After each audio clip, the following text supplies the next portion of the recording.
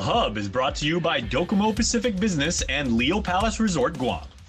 Hafide, and welcome to this week's episode of The Hub. The campaign trail and the local race to watch kept candidates from both sides very busy this year, several vying to be Guam's non-voting delegate in Washington, D.C. Only incumbent James Moylan and challenger Ginger Cruz made it to the final round in the November general election. After months of campaigning and debating one another, it all came down to one night and one candidate being the victor. Cruz not waiting for the final count before conceding to the Republican incumbent. So I was just calling to congratulate you. Very good. Well, I just wanted to give you the best, wish you and Sandy all the best, and encourage you to, if you need any feedback from me, I'm always here if you want to call or anything like that. And we look forward to you doing the work of the people of Guam and Washington, D.C. I shall. Thank you very much. You have a blessed day, and let's move on. Let's move forward for the island of Guam and the United States of America. Adjust. Bye-bye. Bye-bye.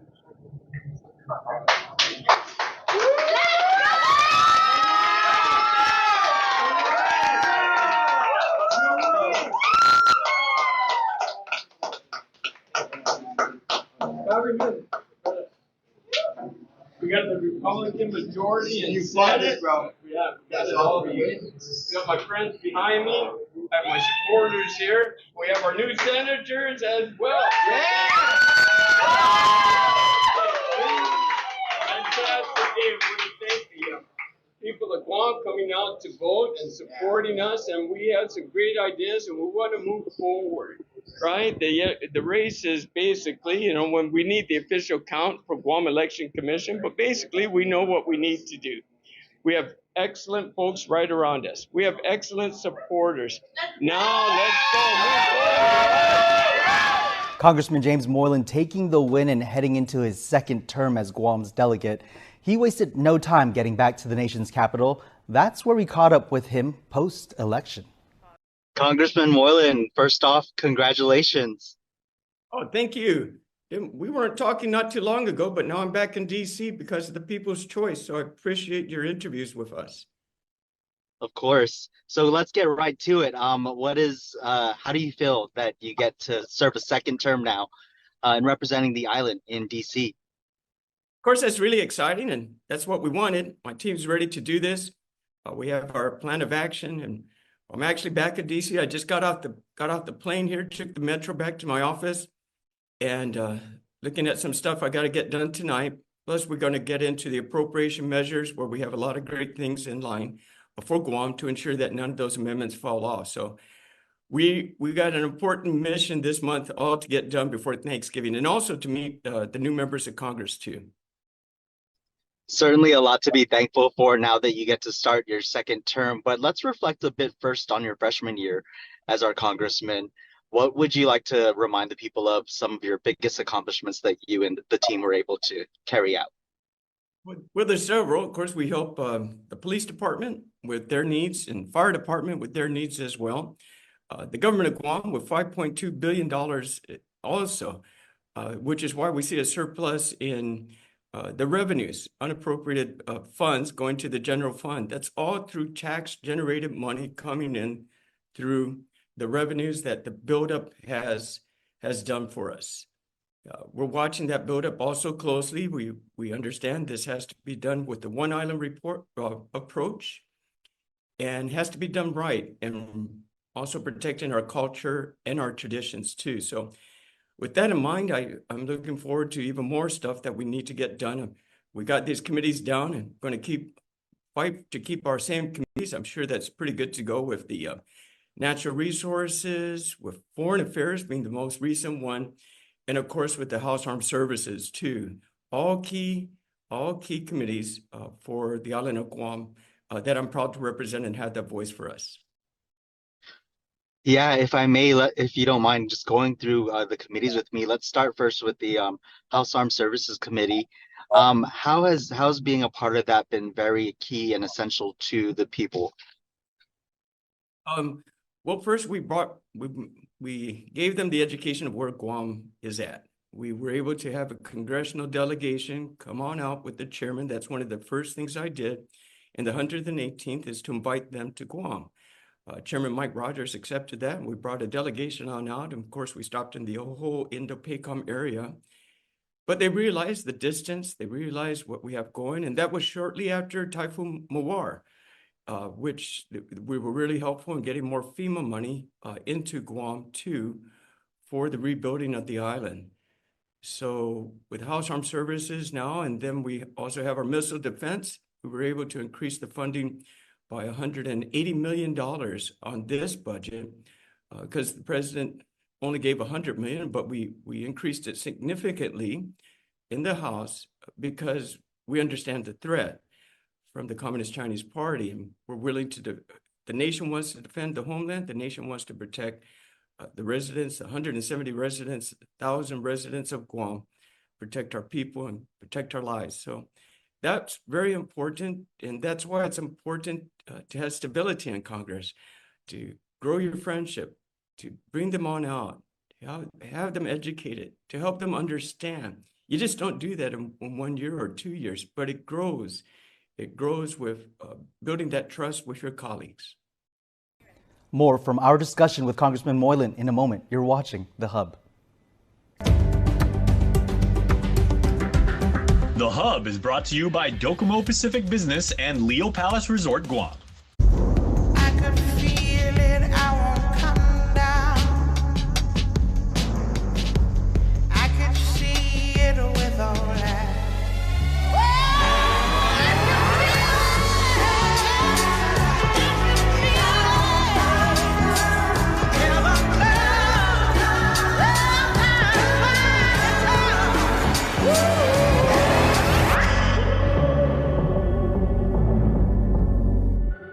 Want a real taste of New York? The classic New York-style pizza offers a big, bold taste that's a Guam favorite. It's handmade with 16 inches of foldable crust, a sweet marinara sauce, and your favorite topping. And at 30% larger than our large, classic New York pizza is only $12.99 for carryout. Bring together your family and friends for a classic New York pizza party. Each pizza is just $12.99 for carryout. Classic New York-style pizza, so close you can taste it. Only at your island Pizza Hut. Guam's auto appearance specialist, Elegant Reflections, has been providing the automotive industry with professional detailing and car care products at its highest quality, from complete detailing, full interior detailing, exterior detailing, headlamp restoration, hand washing, seat and carpet shampoo, engine degreasing, undercarriage cleaning, paint sealant, fabric protection, paint oxidation removal, and so much more. Visit us at our new location. Call 646-5555 for an appointment. Elegant Reflections, Guam's auto appearance specialist, over 20 years of experience. NBC's Wednesday primetime lineup comes into focus with Vision Express. Fast, fashionable, focused. KUAM TV8, first on Guam. The Hub is brought to you by Docomo Pacific Business and Leo Palace Resort, Guam. Welcome back to The Hub. From guarding our region from enemy forces to getting the funding and resources needed for the people, the incumbent already back to work, speaking with KUAM as the island was in the tail end of Condition of Readiness 1 during Manyi. Let's get back to our interview with Congressman James Moylan to hear what he has planned for his second term in office. So that's that networking that allowed you to get some of those colleagues to support you in your campaign, is what I was seeing.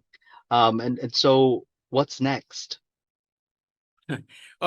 There's a lot, of course. We do have our fighting for the health corps resources on Guam, the Medicare, Medicaid rate rebasing. We got to really focus on getting the hospital the amount of money they need, and that's based upon what our customers are paying. And the rebasing will be very helpful in doing that.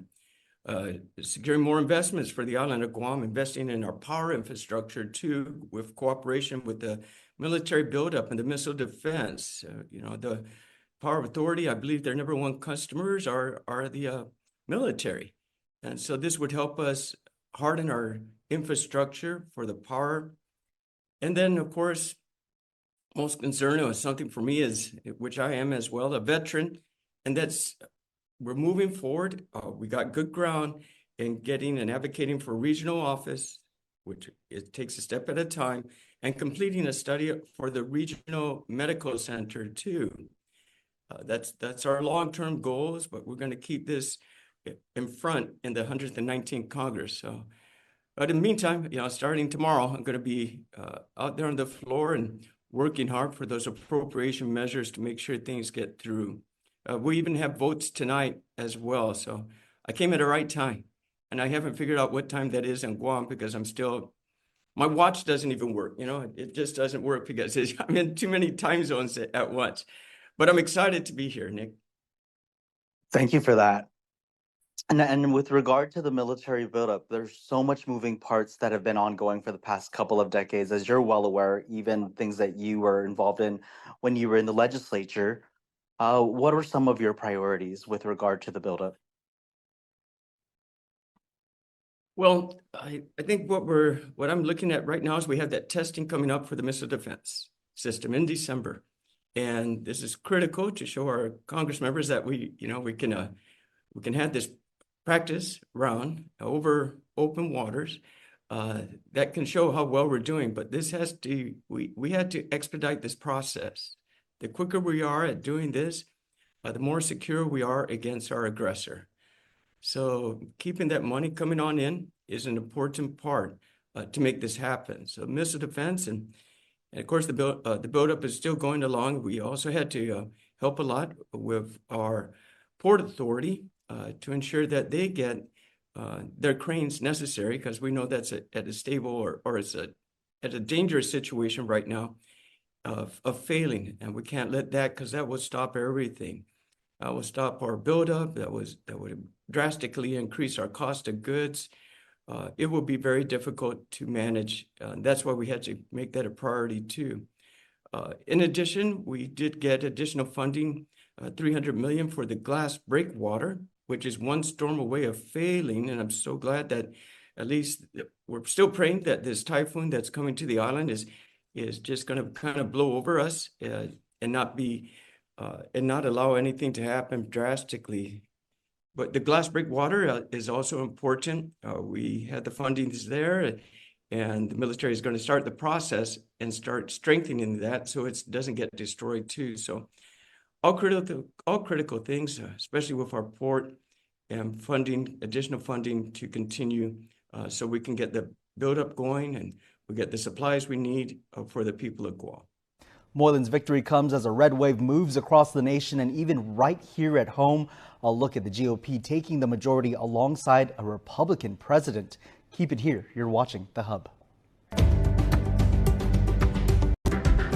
The Hub is brought to you by Docomo Pacific Business and Leo Palace Resort, Guam.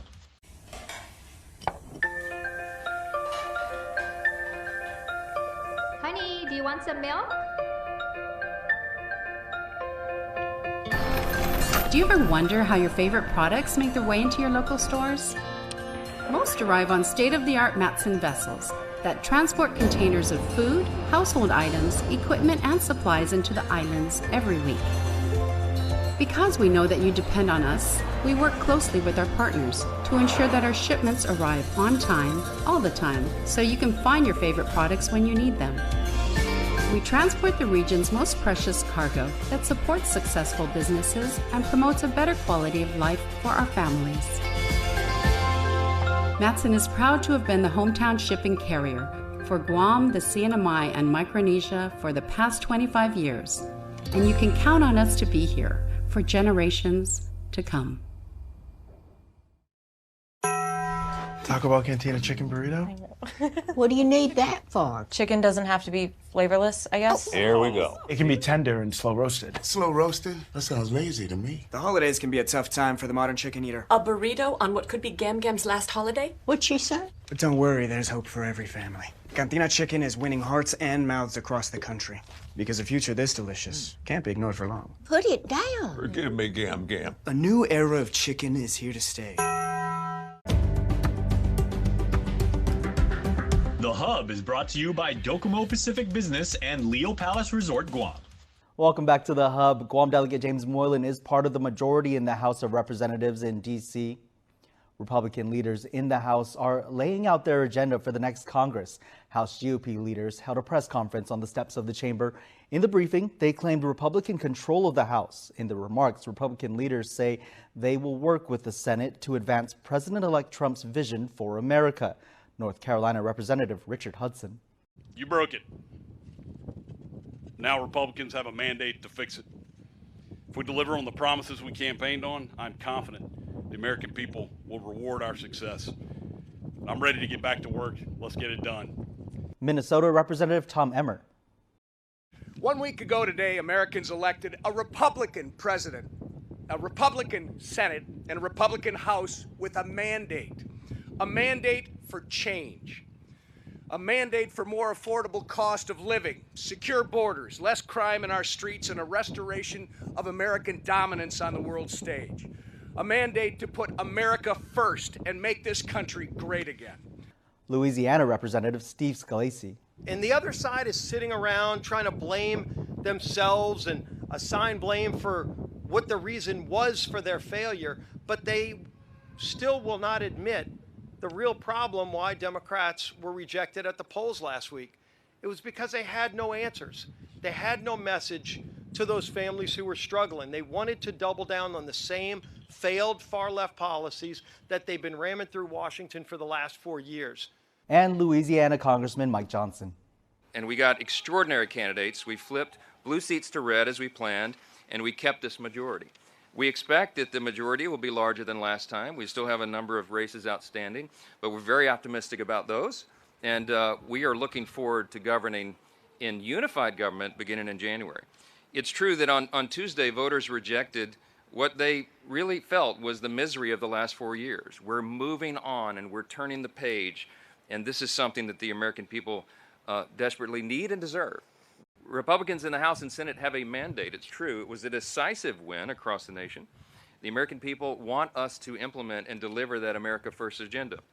And we have to do that while we have that energy and that excitement beginning on the very first day of the Congress in the new year. The GOP is preparing for the next Congress next year when they will control both the House and the Senate. Speaker of the House Mike Johnson has been selected to be the Republican nominee for the speakership role when the new Congress convenes in January. Johnson's nomination was posted on X by the House Republican Conference. House Republicans chose Johnson to be their speaker nominee by a unanimous voice vote with no objections. That's according to a source in the room. This means there was no secret ballot needed. Johnson will still need 218 votes on the House floor in January to actually secure the speakership. President-elect Trump huddled with House Republicans ahead of their leadership elections, and he threw his support behind Johnson. Majority Leader Steve Scalise and Majority Whip Tom Emmer both ran unopposed for re-election to their post.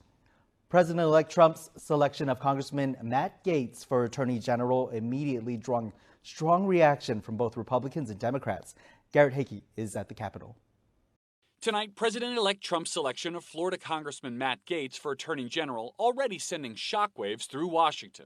Trump today describing one of his strongest defenders as a, quote, deeply gifted and tenacious attorney who will end the partisan weaponization of our justice system. Many Republicans saying after Trump's decisive victory, he's entitled to the team he wants.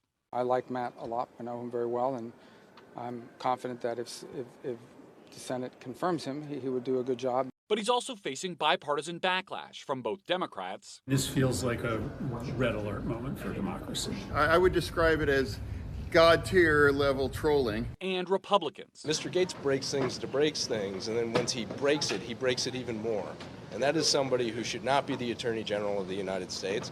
Gaetz has built a reputation for fiercely defending the president-elect and repeatedly going after DOJ officials, including FBI Director Christopher Wray. You preside over the FBI that has the lowest level of trust in the FBI's history.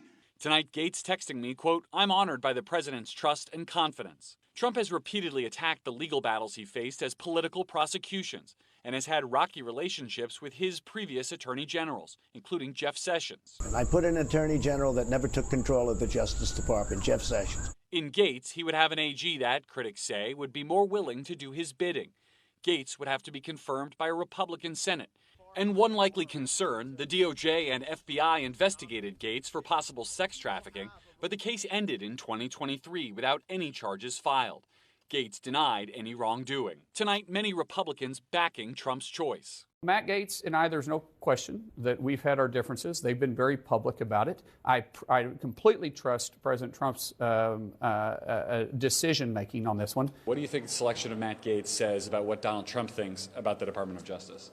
Well, I think he thinks about the Department of Justice what a lot of us think. It's gone rogue. It's gone even corrupt in many respects.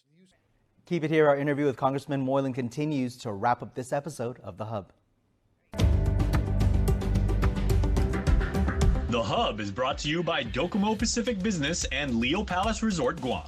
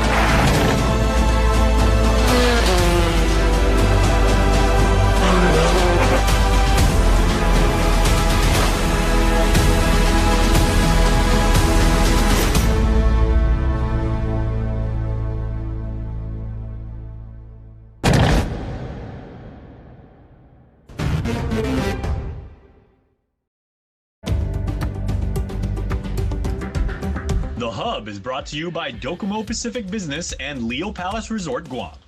Welcome back to The Hub. In just a little over a month, Congressman Moylan will continue representing Guam in the nation's capital under a new administration.